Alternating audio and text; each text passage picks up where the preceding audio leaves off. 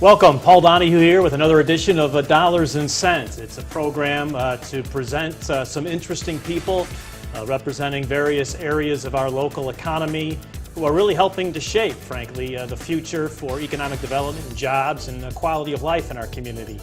Some fascinating guests today, two representing two of the giant economic sectors of our area. One, the University of Illinois, and another, agriculture. And a third guest, we always like to present an entrepreneur, and this person has followed his passion and his heart and has really established a national reputation for himself, also an author. We'll bring you that interview as well. So exciting program for you, three new guests. We appreciate you joining us here on Dollars and Cents.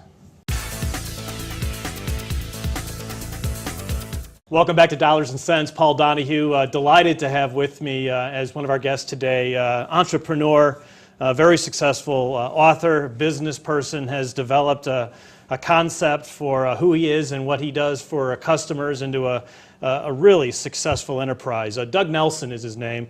Doug is the president, owner of Body Works here in Champaign, also the president of a firm called Precision NMT Seminars. We'll talk about that in a minute as well, but Doug, delighted to have you on Dollars and Cents. It's a pleasure. It's great to be here. It's massage therapy. Mm-hmm. Talk to us about your interest in that and how you developed that interest into a business. Yeah, so I grew up in Illinois, grew up in Ottawa, Illinois, up by Starved Rock. Got exposed to lots of different things. Was a kind of a music major. I like to say I did that till I ran out of talent. Didn't take very long.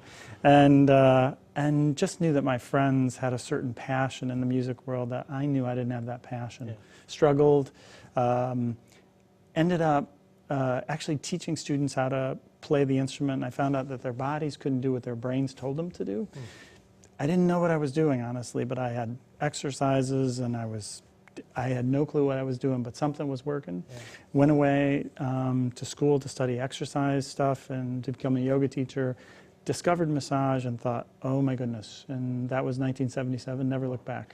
So that is kind of an inspiration behind your passion to pursue that for your career, but then it would seem to me there's another mental hurdle to overcome to actually turn it into a business, because you could easily go work for a large company, a hospital, et cetera. Yeah. Talk about the entrepreneurial side of your business and your mindset. It's interesting. In those days, there were very few opportunities because no one knew what it was, and that made it difficult. But that also was a wonderful thing because I got to write the script. It was a blank canvas. Yeah. And I had this vision.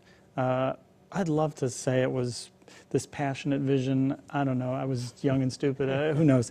But I did have this sense of the power of hands-on work and what it could be. And so I moved to Champaign, came here a little bit by happenstance, met some really wonderful people, decided to put my feet down here, and that was in 1982, started the business, and have had it ever since. But always, when I look back then, the vision is much clearer now, but when I look back, it's still this idea that these things called hands can do amazing things. And there's a population that's relatively unserved, which is, if you break your arm, and in our healthcare system, you have phenomenal resources. I mean phenomenal resources available to you. If your arm hurts, you have a bit of a problem. And what I thought then, but clearer today, is that so many people are going to work and doing things that they're hurting and they're struggling, but they're courageous. They go to work, they take care of their families, they take care of their parents who have Alzheimer's, they run the companies that make this community work. But the day is a little tougher for them with rather needless, soft tissue, muscular things. They're not life-threatening, but they make life less pleasant, that's for sure. I got a tweak in my shoulder, by the way. Yeah. So tell us about Precision NMT. What's that about? Precision neuromuscular therapy. Over the years, I got exposure to different things and really developed my own take on things, standing on the shoulders of those who came before. But in the spectrum of massage, which can be spa-like and luxury, I'm really at the other end, which is about science and about outcome-based. So if someone would come to me and say, boy, my neck is bugging me. I can't turn as far to the right as I can to the left. That's a very tight goal. It's very simple. When they leave, they should be able to turn their head to the right. If that doesn't happen, what I did didn't work. no excuses. Interesting. And that kind of dedication to an outcome really ups the game a little bit, and has really been a good thing for me. And working with athletes especially, the demand is really high and they notice small differences. So that's been a good thing. What have been the changes or the evolution of the therapy over the years since you started? Yeah, just clarity. You know, like anything else, it's a little bit like, I'm not a golfer, but you know, I've pretended to be one. And mostly when you do some skill, what you find out is when you get better at it, you stop doing all the stuff that doesn't work. You know, it's elegance. Gosh, it takes a long time to get to that elegance. And all the work is really refining and just being effective and efficient. Talk about, too, your work as an author. You've written a couple of books. And it seems that probably takes another set of skills and focus and determination. What convinced you to start writing books? You know, it's really funny how, so teaching a lot, and that's good, and writing manuals, and then I started writing some research articles and some research studies we were doing, and then writing articles for more popular magazines in my field. It's funny how the skill set of that doesn't really translate to the book. You know, you think, wow, everything is a new challenge and a new whatever, and luckily in this community there are so many great people around who can help me with that, and it's been a wonderful thing to learn to be a better writer. The same thing, elegance, as my next door neighbor English teacher would say, when in doubt, leave it out, and you know, it's been a wonderful thing. And so the latest book, called The Mystery of Pain, is really written for the lay public, helping the public to understand the science behind pain. And then just philosophically, for yourself who works for yourself and has created a business and it has been successful, can you imagine yourself doing any other thing than just pursuing your own passion? And you know, what's it say about our system of free enterprise? Yeah. For me, the opportunity to honestly write the script, there really wasn't a model, Paul, for me to think about, oh, I want to do something like that. There really wasn't a model. How great is it to be in an environment, in a context, where you can write, say, I want to create this, and then the only thing holding you back in some ways is you and your own creativity and passion and willingness to just stick to it. And, you know, I said earlier, there's this thing of power of place, and I think Champaign has that. Like, it's no accident that the Renaissance happened when it did in Europe. I mean, there were all sorts of things that created the right context for something just to take off. You know, you're a person who's a farmer. I grew up on a farm. You have to create the right context for that seed to blossom. It doesn't matter how good the seed, if the context isn't right. Champaign, for me, was a great context to grow a business. Do you see the area, the community blossoming further? Is this area absolutely poised for further renaissance and development? It's only beginning, I think. And I know that and feel that because of the people I know who are at the top and their vision, that passion for what they see this community to be. I'm just honored to be a part of it. I think it's going to be, where we've come is really good. It pales in comparison to where we're going to go. And this is your community, your home now? You're raising family here? I am, this is it, man. I put the flag down. I love this community. And anyone who's ever taken one of my seminars or anything, they all know that because it keeps coming up again and again. I'm reading something or citing a research study, and then I'll say, Champaign-Urbana, you know, like there's so many great things that are coming out of here. Doug Nelson, president, owner, massage therapist, BodyWorks. It's terrific to feel the energy, the passion for somebody that's been so successful. We really appreciate you being on Dollars and Cents. Thanks for the pleasure. Excellent. It's great. Thanks. We'll be right back.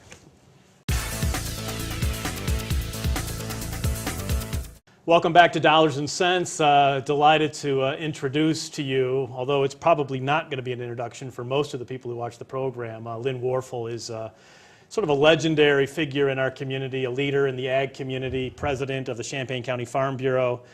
We were just talking earlier about your family going back to the 19th century with roots planted here in East Central Illinois.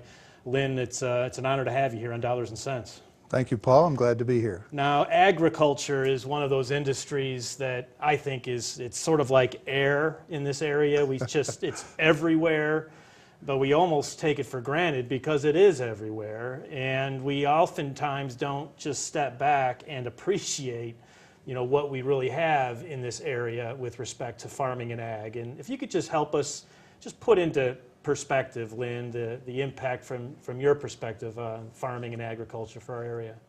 Well, for a start, 42% of the jobs in Illinois are directly related to agriculture.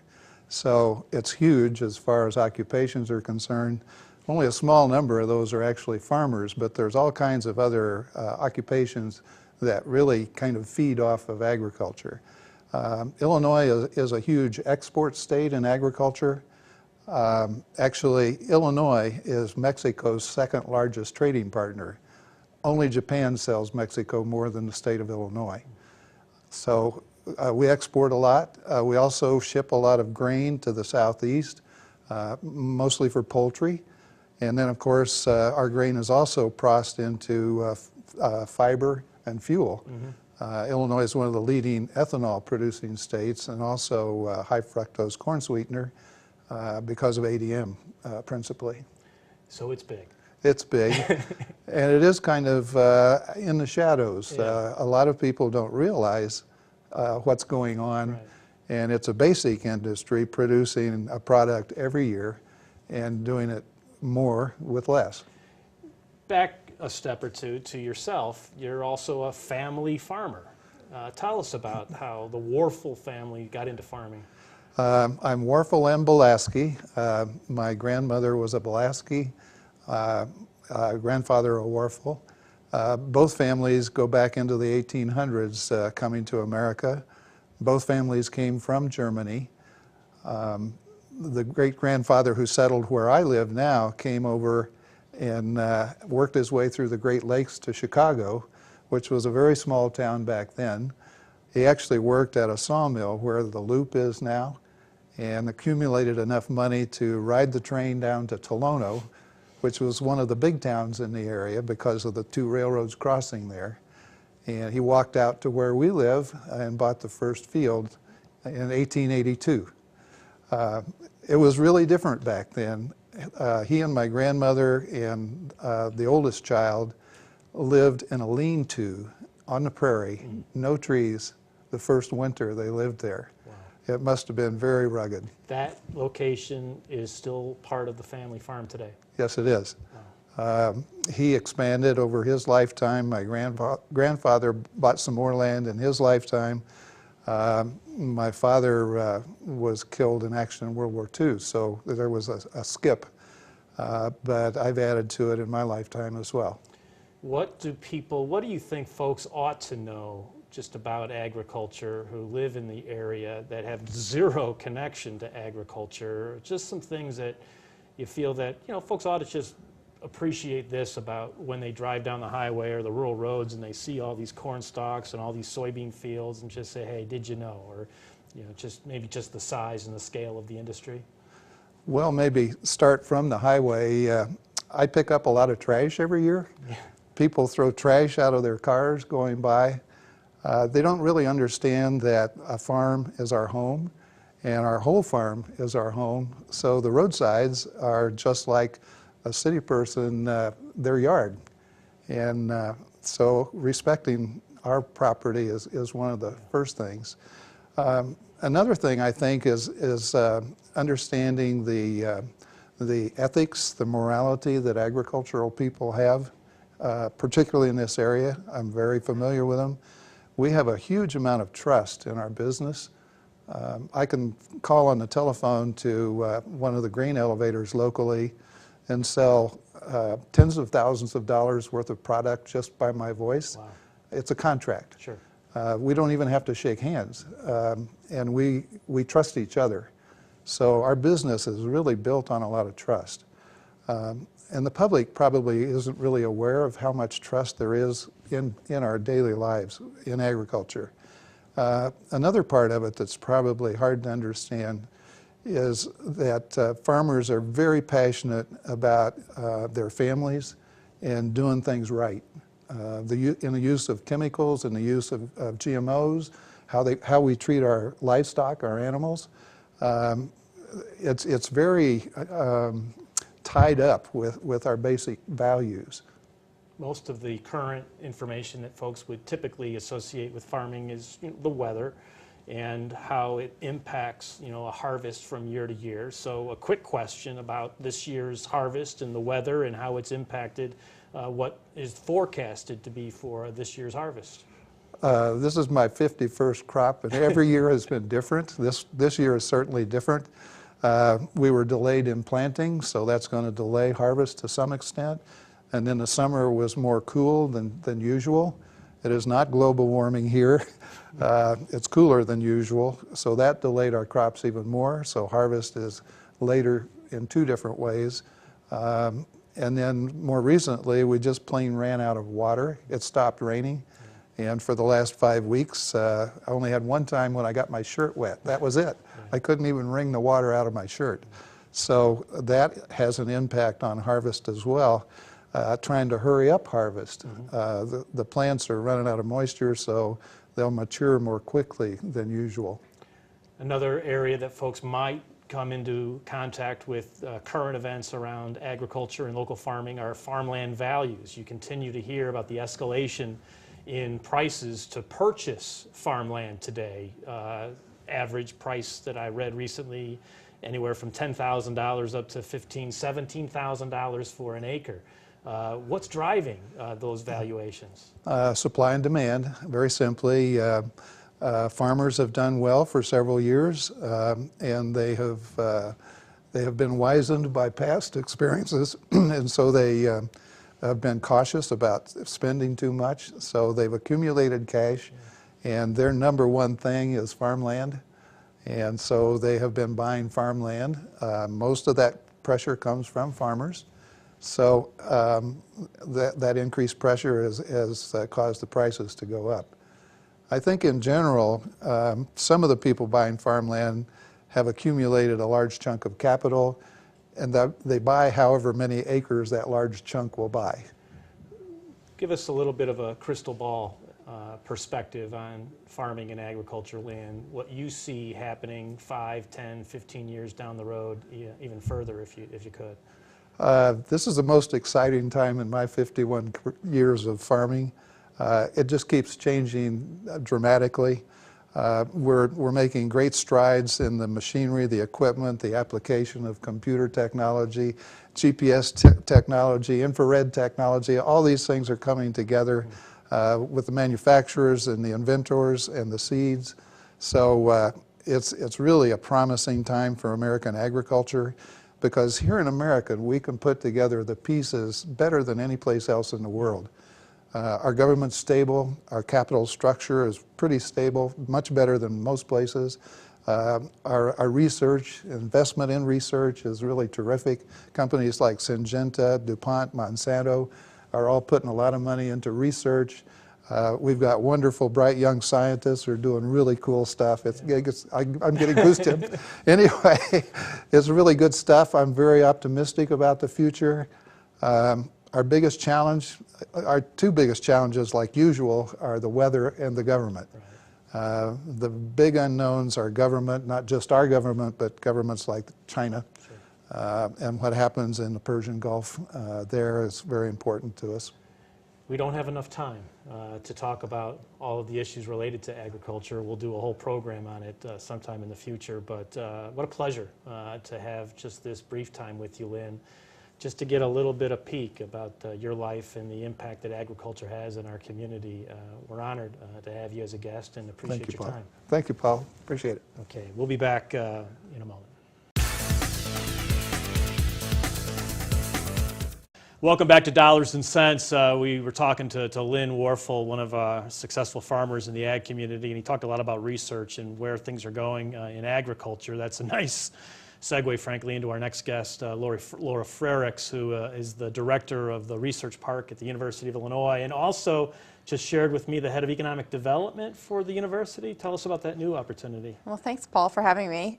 Yes, I continue to be Research Park Director and manage Enterprise Works, the incubator, which is within the Research Park and has the startup companies. The new role of being Director of Economic Development for the campus, working with public engagement and the Chancellor's office on trying to build economic development as another mission of the university. So let's just take a step back and just think through those roles right now. And for folks that don't have a direct connection to the university, but just see this entity and this global research university and wonder about what opportunities are there for our area to really leverage and harness the intellectual capital. It would seem to me that you are right at the nexus of helping to answer that question and move the community forward. What's your perspective on that area? I certainly won't be able to address all aspects of economic development, but I do think that we have a wonderful opportunity. I heard recently from President Easter talking about international prevalence and local relevance, and I think that's true for this as well,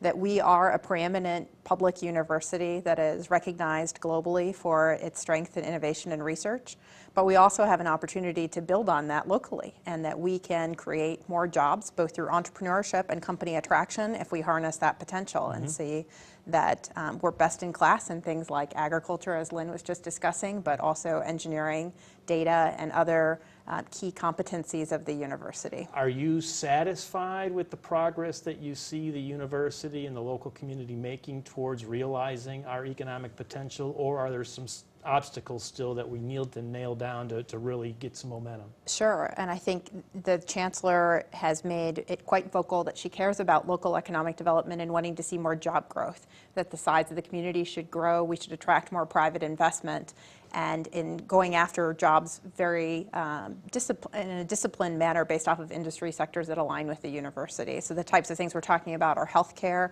and technology as being areas that are major employers already in our community, knowing where industry has been promising and growing, but also where we certainly have an opportunity based off of the research strengths at the university to grow those areas. And let's go call on companies and be assertive about it, and that's not just the university asking for more research money or philanthropically, but we want jobs in our community, and that we're committed to have that as a community partnership. Who is Laura Frerichs? How did you get to the position where you are right now? Where are you from originally? Well, I was originally from California as a little girl. My parents were both born and raised in California. My grandparents went there around the war, and then moved to Virginia, then Barrington, Illinois, which is a suburb of Chicago. And so I call that hometown. Nice. Did you go to the University of Illinois? I did. So then I came down here to the University of Illinois. I was student body president here and still have orange and blue in my blood. Okay. Went to Chicago, worked there in advertising, came back and have worked on economic development related projects since for about 10 years. What is it about economic development and working with research park companies? What is it about that work that inspires you, that gives you passion and fire? Well, it's fascinating to get to work with brilliant scientists or innovators across so many different domains, and to watch the entrepreneurs take something that's an idea or something that really was basic science, but they have an idea that it could turn into a company, and see them actually have employees and have revenue and attract investors is just really fulfilling. And to see that growth over 2 or 3 years in many cases of just a pretty rapid pace that you can see a difference made and the technology get to market is extremely rewarding. You use business incubation, I think, is part of your incubator. I mean, we think about little baby chicks on a Right. farm. Tell us, what is a business incubator? Well, it's a similar way to that it's a warm, nurturing environment for Okay. baby animals. This is for baby companies, and that there's a lot of nurturing that's needed. Many of our clients are professors starting companies or graduate students starting companies, generally that have no prior business experience. So the intent is to immerse them with not only a peer community that's doing the same thing they are, but to give them lots of resources for help. So we have a lot of people in the community that have been successful that are working with us as either entrepreneurs in residence or giving guest talks about their successes and trying to help that next person along. And folks oftentimes dream about what is the opportunity or the possibility for Urbana, Champaign, the U of I to spawn, the next Google or the Yahoo. I mean, ultimately, is that what we're trying to do, is to nurture these companies to the point that, yes, now we could really develop an industry around this technology? Sure. We've had 145 companies go through the incubator since it opened just 10 years ago. We'll be celebrating a 10-year anniversary party soon. And they've raised $576 million in venture capital. So certainly there have been successes out of that time period that came right out of Champaign-Urbana, and most of those businesses have remained located in the local area. So that is not always the case that they're exported somewhere else. Now, doesn't necessarily mean that they're all household names, but many of those companies either get acquired by larger companies, which helps us attract big global corporations, or they're creating manufactured goods that then are small businesses that are thriving and employing people in highly scientific and well-paying jobs. And so we want to see a mixture of a variety of definitions of success, but certainly that they can grow a business and be viable in Champaign County and sustain it as a core goal. A couple of our earlier guests talked about, the community and the strengths of Champaign-Urbana, and are really very excited about where we're positioned now as it relates to what we could do in the next 10, 15, 20 years. When you have a quiet moment and think about the potential and what this area looks like, what are some things that really excite you about what you see down the road? Well, I do think that technology is an exciting area for us in this community, and because of the strengths of engineering and many other innovation areas, we have had many successes that are perhaps under-recognized, from Wolfram to Volition to companies like Intel is here because of acquiring another company, to Sony being here because of an acquisition of iSight. There have been successes, and now we're getting to the point where I think we have enough scale and credibility that we really could be at a tipping point of growing this into being a community that's more on the map than it has been in the past, where you see excitement like in Boulder and in Ann Arbor and other cities that are well recognized as being alternatives to Silicon Valley or Boston as tech centers. And I think we should go after it and appreciate the opportunity. What are some of the areas of concern or obstacles or things that we still need to overcome as a community to realize that potential?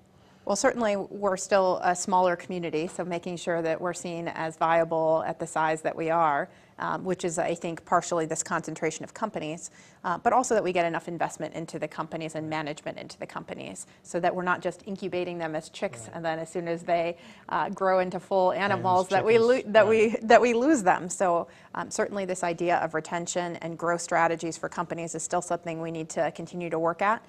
Programs like the Urbana-Champaign Angel Network and Illinois Ventures are trying to help address some of those issues, but they continue to be challenges that we'll face and we'll address. Transportation, access, airport, rail service to Chicago, all those types of things are important too. And we're also, delighted to be able to present the program at Parkland College, and the resources that they make available to get this information out to the community. Talk about opportunities to leverage, the community college network with the work of the university, and is there some relationships and work going on to make those entities compatible? Well, we certainly don't need just research coming out of the university to make tech companies effective. We need people that are able to fill the skills in those companies. And Parkland is a wonderful place to connect industry locally with skill development and workforce development. Companies like Frasca or Sony need people who can make their products, and Parkland students are well trained to be able to do so, highly skilled in these fields that when you talk about manufacturing, you're talking about something that's really complicated with systems engineering and many electronic components, and Parkland is a great partner on that. But also skills like software development and mobile application development that we're seeing alliances with Parkland being perhaps in a better position to deliver the types of courses needed in those technical areas than a large university that's more complicated and takes longer to respond. And is there a product right now that you're looking at the research park that say, wow, if they get that right, watch out?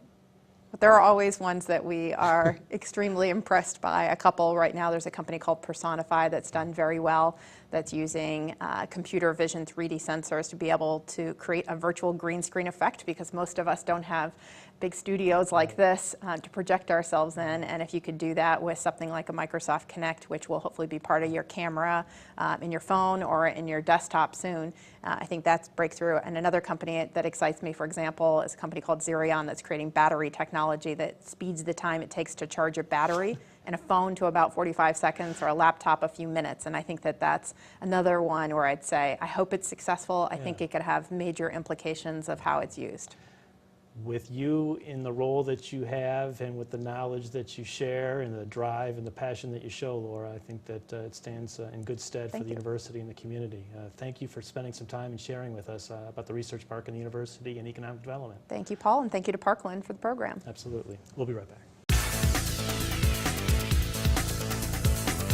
I really want to thank Lynn, Laura, and Doug for coming on the program. Hope you found some value in the information that they shared. We truly are blessed in this area, and it's not just Champaign, it's East Central Illinois. with the tremendous assets and opportunity, one of which is this very college, Parkland College. Our thanks, again, to Chris and to Mike for producing the Dollars and Cents program. We're delighted to present it to you. I'm Paul Donahue. Until our next show, have a great day.